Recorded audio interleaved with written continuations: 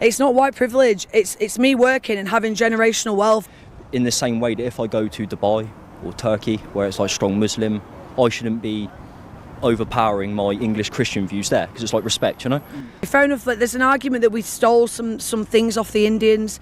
I get that. But at the end of the day, we were able to capitalise it and bring it to the mass, yeah? And that's what we were excelled in. It's been a great year for reform. They won 4 million votes at the general election, they returned 5 MPs to Parliament, and only one of them has done jail time for assaulting a partner.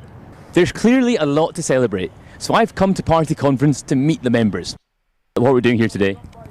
What am I doing here today? I'm going to the Reform Conference. I think Britain is on the verge of collapse if something doesn't change soon, because I don't think the infrastructure can cope with the, shall we say, the ever-increasing population. That's the problem. So I'm very patriotic. I see that our country has Judeo-Christian values, why we've prospered throughout history.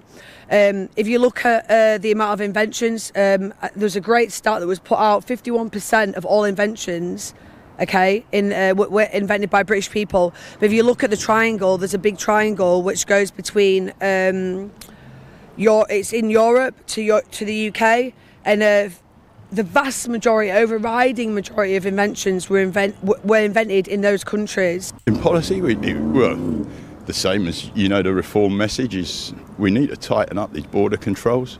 They're the cause of all the other ills of the country. The housing, the cost of living, and everything else that people are complaining about is the main cause, the amount of people here. Because in a free democratic society, we have to tolerate.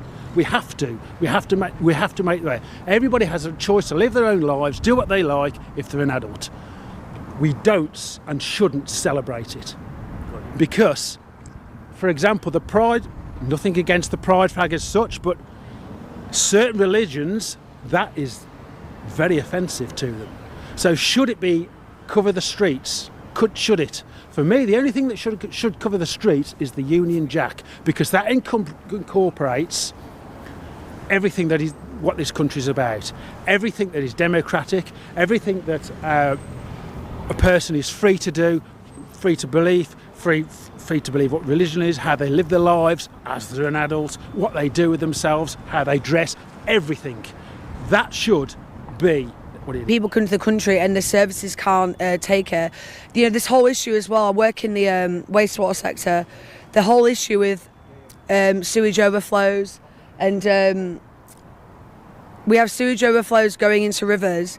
It's because the networks can't take the amount of people that are coming onto the grid.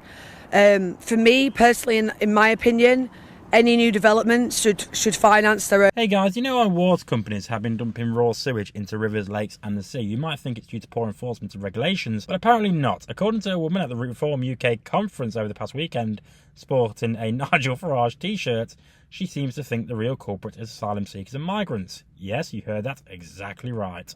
Geopolitics attended the event, so you didn't have to. And unsurprisingly, the party's supporters seem to fixate on immigration as the root of all evil. The woman's comment, she says, it's not white privilege, it's me working and having generational wealth, in the same way that if I go to Dubai or Turkey, I shouldn't be overpowering my English Christian views there because, respect. Now, what exactly are English Christian views, may I add? And how are Muslims supposedly overpowering Christians in Britain? It's completely unclear how she's arrived at that conclusion. She continues with some strange comments about the British Empire and India, downplaying colonial atrocities by saying we stole a few things, but we spread those things around and capitalised on them. The level of historical ignorance here is staggering. Then she goes on about how Reform UK's message, immigration is the source of all problems, housing, the cost of living and everything. And here we go again, just like with Brexit, where Farage claimed leaving the EU would magically solve all of Britain's problems. Now the script is the same, but with immigration as the scapegoat. The reality, of course, is that issues like housing and the NHS waiting lists are decisions made by the government, the Conservative government, not by immigrants. But it's much easier to blame outsiders than to address the real causes. Finally, the woman connects immigration to sewage overflows, claiming the system can't handle the growing population. She even says any new development should finance its own wastewater solutions. And it's clear she doesn't understand that water companies in England are allowed to dump sewage water due to weak regulations, not because of population pressures. It's ironic that the same people complaining about too many people are also saying British citizens need to have more kids because the population is declining.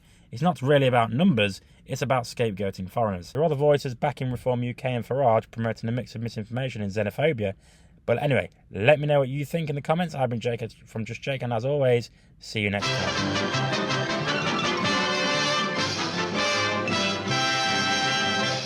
You actually made it to the end of the video. If you would like to subscribe to the channel, which, why haven't you already, is somewhere over there. And also, if you want to watch more videos, also check out over there. I've been Jake from Just Jake. See you later.